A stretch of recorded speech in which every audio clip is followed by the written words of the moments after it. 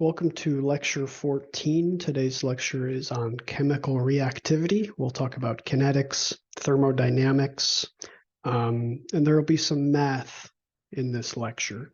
This is sort of a standalone lecture. We won't really consider these topics all too much throughout the entire organic chemistry sequence, but they are useful to think about in terms of reactivity and in terms of actually running reactions. There's going to be a lot of math. I'll try to break it down the best I can because I don't like math very much. So I like to simplify these concepts quite a bit. So hopping right into it, we are going to sort of discuss the making and the breaking of bonds. And when we consider some chemical bond, H to H, we have a H2 molecule here. We need to understand that in order to break this bond between these two hydrogens, we need to input energy to this molecule. We need to input energy to it. The way I like to think about this is that if you go outside and you grab a stick, in order to break that stick, you need to go out and you need to expend energy. Okay, you need energy in order to break that stick. You need energy in order to break that bond. So in order to break a bond, you need to input energy. And conversely, when a bond is formed, it releases energy. Okay, remember, energy is typically measured in kilojoules. Often you'll see kilojoules per mole. Okay, so this is a number or a unit that you should be very familiar with in chemistry. This is the amount of energy for 1 mole of substance. So this is a very typical unit you'll see in chemistry. Okay, so a lot of definitions today. I'm going to start off with our first definition here. Enthalpy, maybe it's a term you've heard before. Enthalpy. Okay, and this is the energy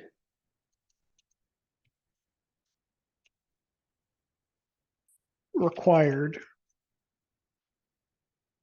to break a bond. Okay, the energy required to break a bond, enthalpy. You'll typically see enthalpy as a capital H. Okay, so don't confuse it with hydrogen. Enthalpy, typically you'll see as a capital H. When you see the delta, I'll actually put it down here. Very often you'll see delta H, which is the change in enthalpy of a process. So remember, this triangle here means change. So we're talking about the change in enthalpy, or the change in that energy. Okay. Now there's a little equation here. You don't have to know this equation, but the change in enthalpy is equal to Q, which is heat,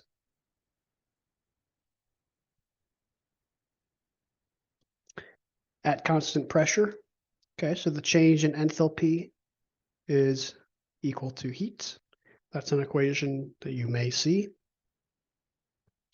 And now when we break this bond, there's two different ways that we can break this bond. Okay, there's homolytic cleavage and heterolytic. Homolytic cleavage and heterolytic cleavage. Now you may understand this intuitively. A homolytic cleavage is when we split this 2-electron bond where 1 electron, I'm doing single-headed arrows instead of double-headed arrows here to show the movement of 1 electron. It's where 1 electron goes to one hydrogen, 1 electron goes to the other. It's a homolytic, or an even cleavage of that bond, so that we end up with H with 1 electron and H with 1 electron. These are called radicals. If you haven't seen this before, radicals. It's when you have a single electron instead of a pair of electrons. So a homolytic bond cleavage, we end up with 2 radicals, in this case 2 radical hydrogens. A heterolytic cleavage is obviously when both of those electrons go to one side or the other. In this case, we would end up with H positive and H negative. So both electrons go to one side instead of the other. So we end up with an electron deficient side and then an electron rich side. So in this case, we produce ions. And in the case of homolytic cleavage, we produce radicals. Okay.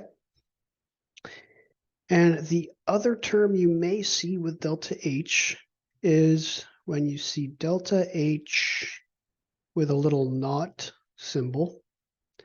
And this naught is simply when you see delta H naught, this is the energy required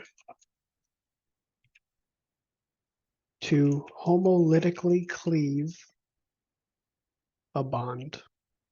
That's when you have delta H naught, the energy required to homolytically cleave a bond. Okay. Now this delta H naught, the energy required to homolytically cleave a bond, this is another term you may see for this is bond dissociation energy, or BDE, bond dissociation energy. Okay. And this is essentially the strength of the bond. Okay. So if none of that made sense, just note that this delta H naught is essentially the measure of the strength of a bond, because this is a measure of the energy required to break that bond homolytically. Okay, and that's what we choose to measure all of our bond strengths with. Okay, so delta H naught, this is the energy required to break a bond homolytically. You may see it also as bond dissociation energy. The higher the bond dissociation energy, the stronger the bond. The lower the bond dissociation energy, the weaker the bond, the less energy you need to break it. Okay.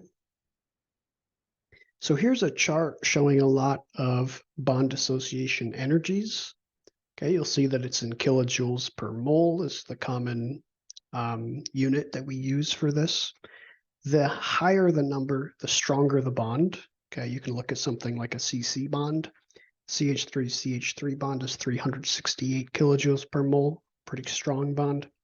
Iodine, however, I2, a bond of iodine to iodine, is only 151 kilojoules per mole. This is a weaker bond, okay? Higher number, stronger bond, lower number, weaker bond, okay?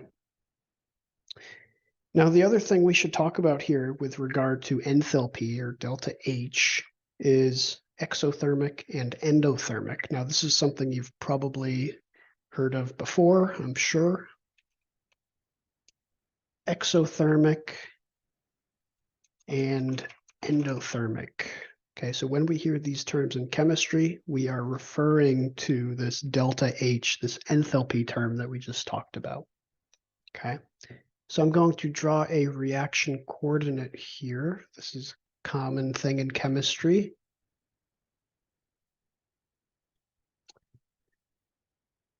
Okay, so here we have on the x-axis, you'll see typically time or reaction progress. You'll see a number of things there.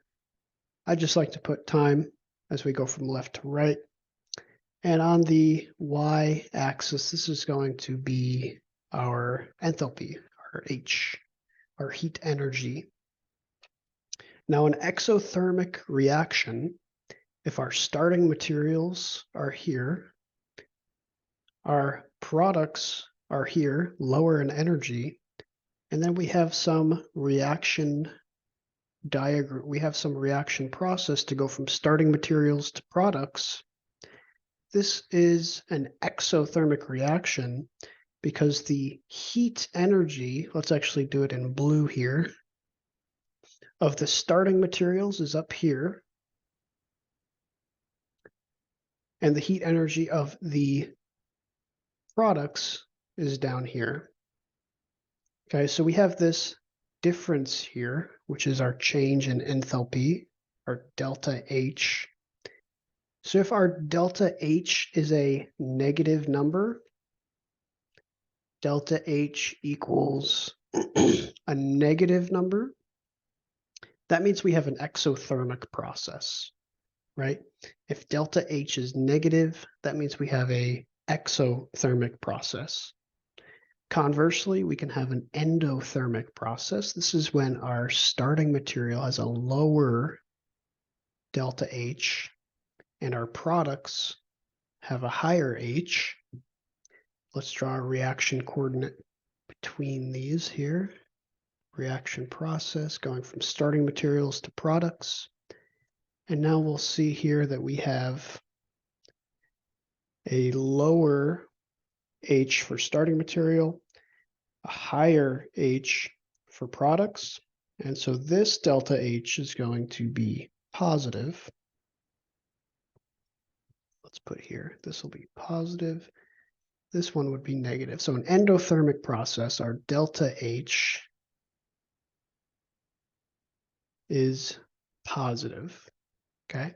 So an exothermic reaction is going to release heat, okay? Thermic heat, and then exo, you can think of on the outside. So it's releasing heat to the outside. The endothermic is going to be the opposite. Endothermic, it is taking heat from the outside system, taking heat from the system and absorbing that heat. Okay, so exothermic has a negative delta H and endothermic has a positive delta H.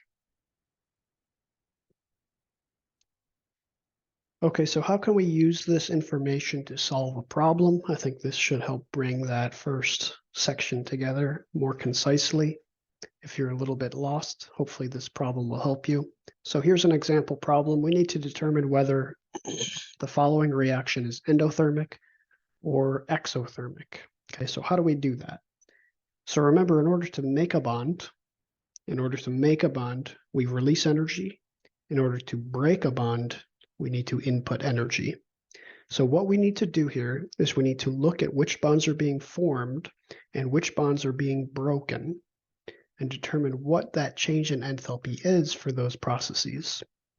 So let's write out bonds formed and bonds broken. Bonds broken, bonds formed, and let's look and see what we have. So for bonds broken, let's highlight in blue which ones are changing. This CH bond here is changing to become a CL bond. And then we're breaking this CL bond. Okay, so these highlighted in blue, these are what's changing. Essentially, the hydrogen and the chlorine are switching places. This is called a chlorination reaction. We are adding this chlorine to this carbon system here. So we are breaking this CH bond here. So our broken bonds, we have a CH3 connected to a C, connected to a H, and we're breaking that bond there. Maybe I'll highlight it in red. Breaking that bond there, breaking that bond there. Okay. What other bond are we breaking? We're breaking this Cl bond. Okay, so let's put our Cl, breaking that bond. And now what bonds are we forming? Well, we're forming a CH3 CCl bond. We're forming that carbon-chlorine bond, and we're also forming a bond between hydrogen and chlorine. So we're breaking two bonds and we're forming two bonds. Now, what's the energy associated with these processes? Well, we look those up in a table. And according to the table that I have here, this breaking process of this bond is plus 381 kilojoules per mole. The Cl bond is plus 243 kilojoules per mole. And then for forming these bonds over here, we have minus 331 kilojoules per mole. And the HCl bond is negative 431 kilojoules per mole. Now notice how the forming bonds, the bonds that are forming, have a negative, and the bonds that are being broken have a positive value there. Okay, remember, to break a bond, we need to input that energy. Okay, so what's our overall delta H, our change in enthalpy? Well, we simply sum up these numbers here, sum up our positive values, sum up our negative values, and we find the difference. Okay, so we sum all these values up, we find out what we actually have. If we sum all these numbers up, our change in enthalpy, our delta H, is going to be negative 138 kilojoules per mole. Okay, if we sum all these values up, we have negative 138 kilojoules per mole. Our delta H is a negative number. It doesn't matter how much negative it is, okay? All it needs is that negative value there, and this is going to be exothermic. Exothermic. Remember, if we have a negative delta H, it's exothermic. If we have a positive delta H, it's endothermic. So this would be an exothermic reaction. And to get that, we simply looked up the bond dissociation energies of the bonds that we're breaking and forming. And we find out the overall change in enthalpy of this reaction. In this case, it's negative 138. Negative number implies exothermic. Okay, so this is one example of a problem that we could solve by using this information we've gotten so far. So that's everything I'm going to touch on enthalpy. Okay, again, it's not a super important topic for this sequence of organic chemistry, but it's something you may encounter more in the future, especially if you're leaning towards physics or engineering. This is something you may see more commonly. So accompanying enthalpy is another term that I'm sure you've heard before, which is entropy. Enthalpy and entropy go hand in hand. Okay, enthalpy and entropy. So enthalpy is dealing with heat, dealing with energy, whereas entropy is dealing with order, generally speaking. Entropy we can define as the measure of disorder within a system. That's very generally speaking, the measure of order within a system. Now, if we have an increase in entropy, that means we have a reaction that is spontaneous. I'm going to write that note here also because this we should keep in mind. I'll put a little star next to it.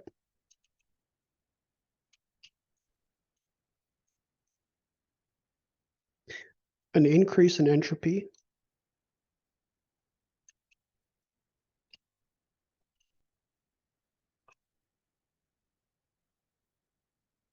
means a spontaneous process. Okay, an increase in entropy means a spontaneous process. So the world naturally wants to become higher in entropy, right? Your bedroom will naturally become more random over time, right? Your bedroom will not naturally become more ordered, okay? So entropy is if we have a high entropy, it means we have a spontaneous process, okay? Now I'm going to write a little equation here. Go back to black. So I'm going to write, now entropy we'll often see as S, by the way, S. Entropy, S. Now this equation here is going to be for the total entropy of a system. Okay, the delta S, and I'm going to subscript TOT for total, the total entropy. This is going to be equal to the change in entropy of the system. I'm going to subscript sys for system, plus the change in entropy of the surroundings. Surroundings. So the total change in entropy is the change in entropy of the system, say a reaction, plus the change in entropy of the surroundings, okay, of the surroundings. Now, this can get a little bit confusing. I'm going to walk through some equations here, but at the end of it, I'll make sure that we are still on the same page, hopefully. Okay. Now, when we consider the delta S of the system, now this is something, if we're, say, running a reaction, this is what we would be considering, the delta S of the system. What does that mean in terms of chemistry? Well, there's two main examples. We can have A bonded to B, and if A and B were to break apart and we form A plus B, we have increased the entropy of this system. Okay, so this would be favorable entropically if we were to take one molecule of AB and break it apart into A plus B. So breaking apart a molecule into multiple molecules or atoms is favorable entropically. What else? Say we have a ring system. I'll put A bonded to B in a six-membered ring. If we were to break that ring system and form a chain instead, then we have also increased entropy. This is also entropically favored. Why? Because this straight chain here on the right can adopt many, many, many more conformations, right? All of these single bonds can be rotating, flipping, bending. We can form all different sorts of shapes. You can think of these atoms as being more free. They're more free to move around. The more free they are to move around in free space, the more favorable it is entropically. When they're in a ring system, they are constrained to that ring system, so they can't move around very much. Okay. So again, just to summarize here, we can increase the entropy of a reaction by either breaking apart a molecule into individual components or by breaking apart constraining bonds, such as ring bonds. Okay, if we break apart these constraining bonds, then these atoms are able to more freely move about through free space. Okay. What about the delta S of the surroundings? Delta S of the surroundings. So this is everything except the reaction. Now, under constant pressure and temperature, we have this little equation here. And this is for the delta S of the surroundings. For the delta S of the surroundings, we have this little equation where delta S of the surroundings equals negative delta H of the system over temperature. Okay, so we have this little equation here. Now, what we're going to do with this equation is we're going to plug it in to the previous equation. Okay, we're going to plug it in. I'm going to be working up on the top right here now. This is going to give us the delta S total equal to this value that we have down here from this equation, negative delta H of the system over T plus delta S of the system. So we're essentially rewriting delta S in terms of the enthalpy of the system rather than the entropy of the surroundings, okay? Because calculating the entropy of the surroundings is very difficult, okay? So now what we're going to do here is multiply everything in the equation by negative T, and this is going to give us negative T delta S total equals delta H of the system minus T delta S of the system. Now this value on the left is called Gibbs free energy, and we abbreviate it as G. G, this is Gibbs free energy, and I'm also going to simplify the equation over there a little bit and just write delta H minus T delta S. Okay. So again, I don't like math. I'm not a mathematician. That's why I chose to study organic chemistry so extensively. So oftentimes these equations make my head spin. So when I was learning this, I didn't pay much attention to to deriving the equation, but this is the good equation that we should know. Okay, delta G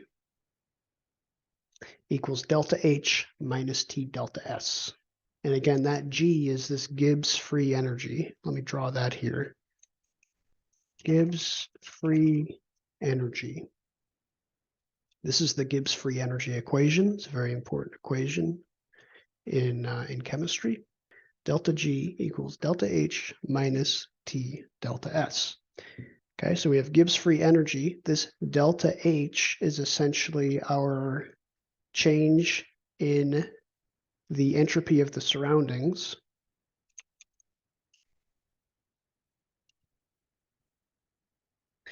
And then the T delta S is our change in entropy of the system. Change in entropy of the system. Okay, so we've essentially rewritten this equation on the left here with all the delta S's.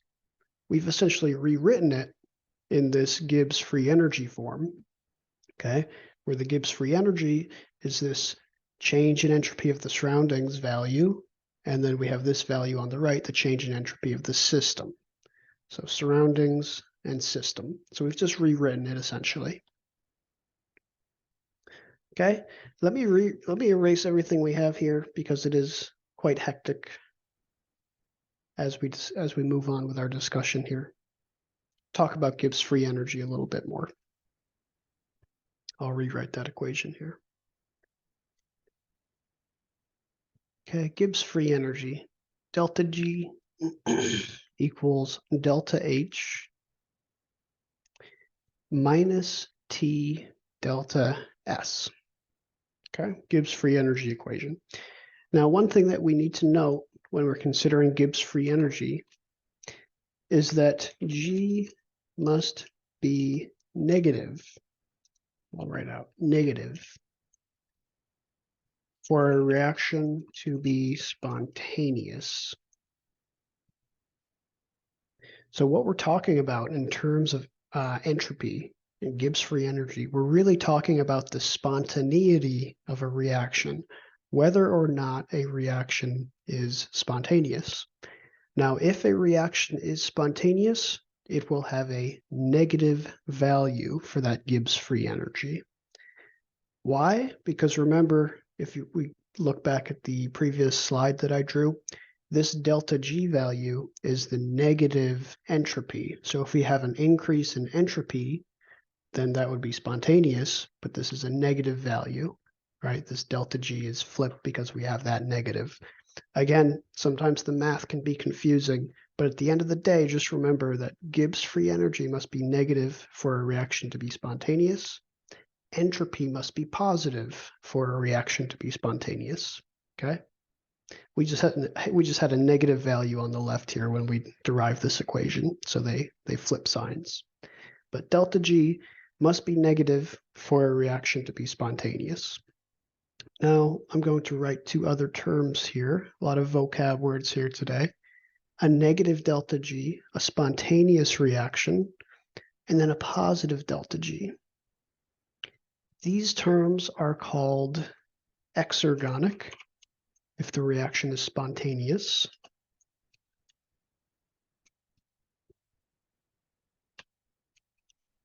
Spontaneous, and then endergonic.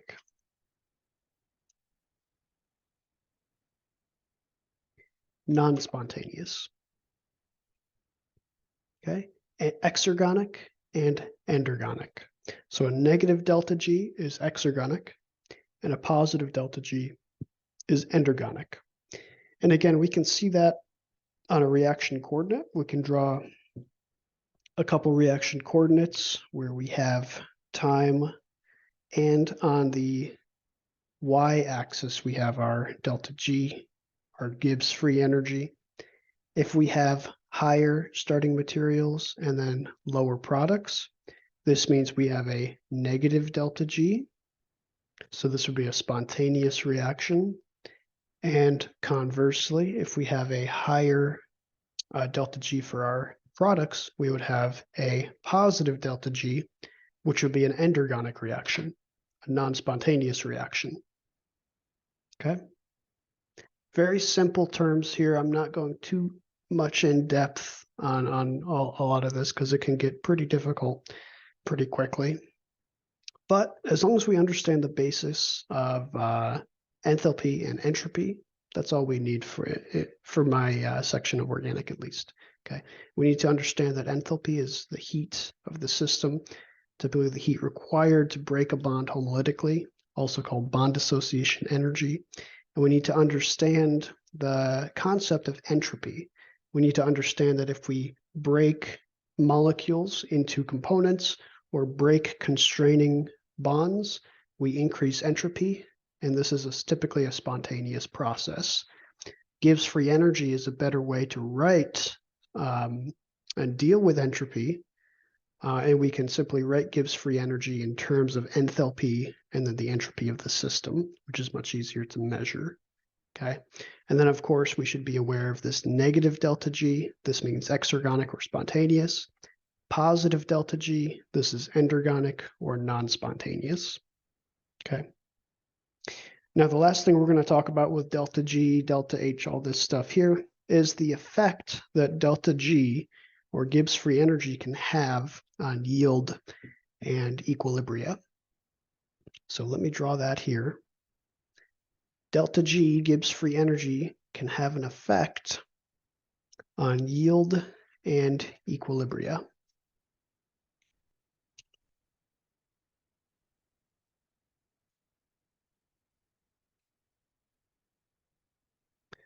Okay, so how does this work? If we delta G's effect on yield and equilibrium, I'm going to write this equation here. Delta G is equal to negative RT times the natural log of KEQ. Okay, this is another important equation that you'll see. Delta G is equal to negative RT times the natural log of the KEQ. Now, what does this mean? It means that ultimately that Gibbs free energy, the spontaneity of a reaction, has an effect on the equilibrium of the reaction. Okay, so they are interlinked. They relate to each other. Now, what does R mean? R is the gas constant. You may have seen from PV equals nRT. That's the same R. It's a constant. And then temperature, T, of course, is temperature. And we're taking the natural log of the KEQ because KEQ is typically 10 raised to an exponent. Okay, so very simply, we should just understand that this equation simply relates delta G, the spontaneity of a reaction, to the equilibrium constant, KEQ. And again, we talked a little bit about equilibrium, but just to quickly review that, when we consider the equilibrium constant, KEQ, what we're talking about is the concentration of products over the concentration of reactants. Okay, the concentration of products over the concentration of reactants. This is our KEQ, our equilibrium constant. Remember, if we have a KEQ that's equal to 1, it means that there's an equal concentration of products and reactants, right? Because if we have, say, 100 over 100 equal numbers, equal concentrations, that's 1. 100 divided by 100 is 1. So a KEQ of 1 means that we have equal products, equal reactants. If we have a KEQ that is less than 1, a number that's smaller than 1, it means we have more reactants. If we have a KEQ that's larger than 1, it means we have more products, right? Because if we have a larger numerator and a smaller denominator, it means we have a number bigger than 1. Okay, so these are what we should be aware of when we consider KEQ. So here's a chart showing the relationship between delta G, KEQ, and the percent of products that we get at equilibrium. Okay. Now, remember, delta G, when it's negative, we have a spontaneous reaction. We have a reaction that wants to happen. So as you can see here, when we have a negative delta G, when we have a more negative delta G, we have a reaction that's progressing more towards products. A reaction that's progressing more towards products is going to have a higher KEQ. Okay, see how these two are related? So this equation right here, delta G equals negative RT times the natural log of KEQ, simply relates that delta G, the spontaneity of a reaction, to the equilibrium constant. If we have a delta G of 0, that means we have a KEQ of 1. It means we have equal concentration of products and reactants. The reaction is not going in either direction. Okay, so delta G of 0 is equal to a KEQ of 1. It means we have 50-50 products and reactants. Now, every single reaction is different. Every single reaction is going to be different in terms of its equilibrium position, and that equilibrium position is based on the delta G and a lot of other factors. So again, just to summarize, delta G equals negative RT times the natural log of the KEQ. This equation simply relates the spontaneity of a reaction, delta G, to the equilibrium constant KEQ. And every single reaction is going to have a different equilibrium position, right? When you run a reaction, it doesn't just go to products. Reactions are almost always reversible. Reactions can go in the opposite direction. And there will be some balance between starting materials and products. Okay, and that balance is how we can measure it with KEQ. That KEQ is influenced by the spontaneity or the Gibbs free energy for that reaction. Okay. Now, delta G shows the spontaneity of a process, but it does not show the speed or the rate of a process. So this is the next thing that we have to discuss. In my opinion, the last complicated thing we have to discuss here is the rate of a reaction. Okay, so delta G shows the spontaneity, but it does not show the rate of the reaction. The rate equation is very important in chemistry. Okay, the rate of a chemical reaction is going to be equal to the rate constant K, a lowercase k, multiplied by the concentration of the reactants. Okay, very simple. This makes sense because obviously if we increase the concentration of the reactants, we will get more productive collisions, so the rate should increase. So typically a higher concentration of reactants gives a higher rate. Then we also have this K value, which is the rate constant.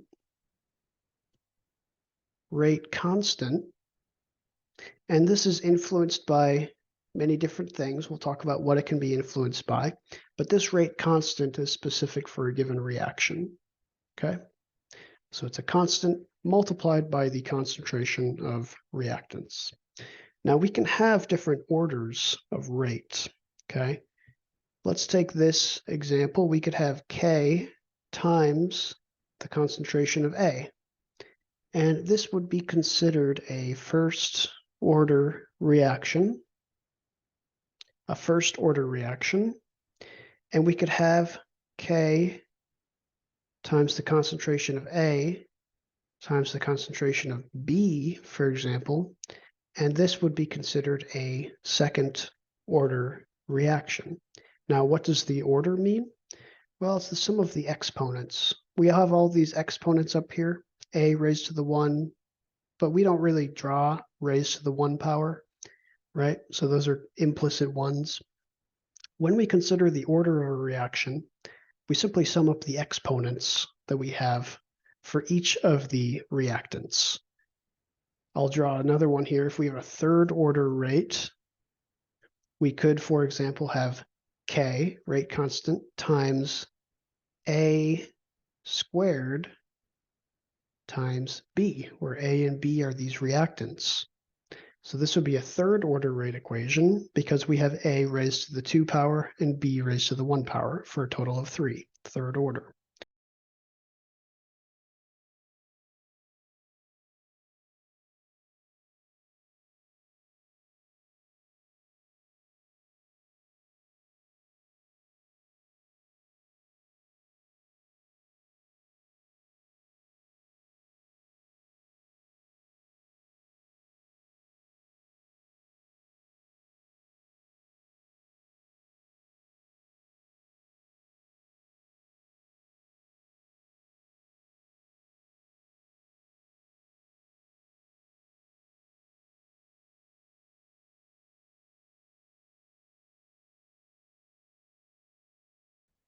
So K is affected by, firstly, energy of activation.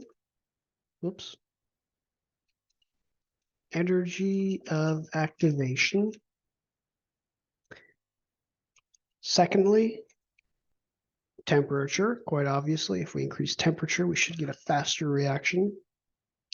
And thirdly, sterics, which I believe we have not talked about too much, so we'll talk about sterics a little bit. Energy of activation, activation energy, we've seen this before, I'm sure, in biology or something. Potential energy and time. Now the activation energy is this hump that we have to get over here. Okay, this hump here, the activation energy. Sometimes you'll see it as capital E, lowercase a, the energy of activation. That's this difference here that we have to get over. It's this energy hump that we have to get over for a reaction to occur, the activation energy. Okay, so K is affected by that activation energy. K is also affected by temperature. Obviously, if we have an increase in temperature, then we have an increase in rate. Pretty straightforward. If we increase the energy of the system, increase the temperature, we have more energy in the system. Atoms are moving more quickly with more energy. It's more likely that we get a productive collision to occur. And finally, sterics. Sterics, let's talk a little bit about sterics now since we haven't mentioned it yet in this unit, in this sequence. Sterics is essentially the bulk. You can think of it as the bulk associated with a molecule or a section of a molecule. It's the space that a molecule takes up. So let me just draw a quick example here. If we have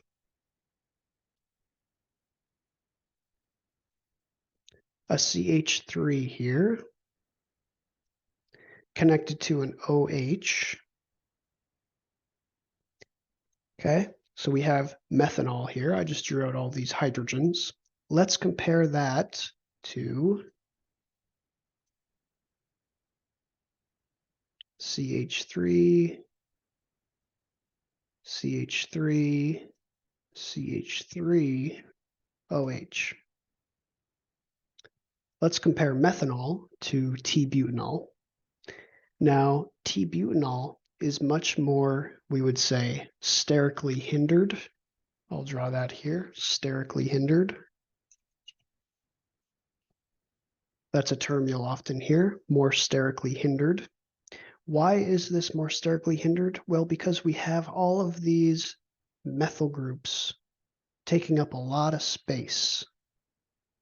Okay, it's simply more bulky. I'm going to draw out all these hydrogens and it's going to look ugly, but it should get the point across. Look at how much more space this takes up. See how much more space this all takes up? It's more bulky, it's wider, we have more atoms in this area. It's just a big mess through here of atoms. So this would be considered much more sterically hindered as opposed to this. We just have 3 little tiny hydrogens here. That's much less sterically hindered, okay? So this oxygen, if we were to, for example, run a reaction where we want to access this oxygen would be much more easily accessed on methanol because methanol has much fewer atoms around it which means that it has more space around it, which means it's more likely to have a productive collision occur. Okay, so it's easier to react the oxygen here on methanol rather than T-butanol, simply because the oxygen is more sterically hindered on T-butanol. It's almost tucked away. You can think of it as being tucked away between two big rocks almost, or next to a big rock. It's sort of hiding. Whereas in the case of methanol, there's much more space around it. It's much easier to access. Okay, so sterics can have big impact on lots of different types of chemistry, lots of different types of reactions. Sterics is very important in chemistry. Okay, so these are the three things that can affect that K value, that rate constant. And again, that K value is going to be different for each reaction. Okay, and the final thing I want to touch on for this lecture is just quickly the difference between a catalyst and an enzyme. So when we think of catalysts, so what is a catalyst? It's something that gives an alternate reaction pathway with a lower energy of activation. Something that gives an alternate reaction pathway with a lower energy of activation. So if we have a reaction coordinate here, let me try that again. If we have a reaction coordinate here, and we have time, and we have potential energy on the left, say this is our reaction here. A catalyst in red, I'll color code it here, in red would give an alternate pathway, something like this. A catalyst is going to give us the same products from the same starting materials, but it's going to provide an alternate reaction pathway with a lower energy of activation, a smaller hump that we have to get over. So we need less energy to get the same reaction to go. Okay. A very common example of this is hydrogenation of a double bond. We can take a double bond and treat it with hydrogen in order to get a single bond. We can add hydrogen right across that double bond. A very common catalyst for this are different types of metals. Palladium is very common. Palladium can catalyze this process. This process is much, much easier to do in the presence of palladium by simply providing an alternate pathway for this reaction to occur. Okay, so palladium here would be a catalyst. Okay, and we also have enzyme. Enzyme is a naturally occurring compound that can catalyze specific biological reactions. Okay, so an enzyme is a naturally occurring compound that can catalyze specific biological reactions or biological processes. Okay, so palladium is not an enzyme because palladium is just a metal. We would consider palladium a catalyst. An enzyme is typically a much more complicated molecule. It's obviously naturally occurring, can be found in every living organism to some extent, and it's something that's going to catalyze a specific biological process. Okay, so that's the difference between a catalyst and an enzyme. But both catalyst and enzyme are lowering the energy of activation for a process to occur, making it easier. Okay. Okay, that's all I have for lecture 14. Next lecture will be mechanisms, will be a very important lecture.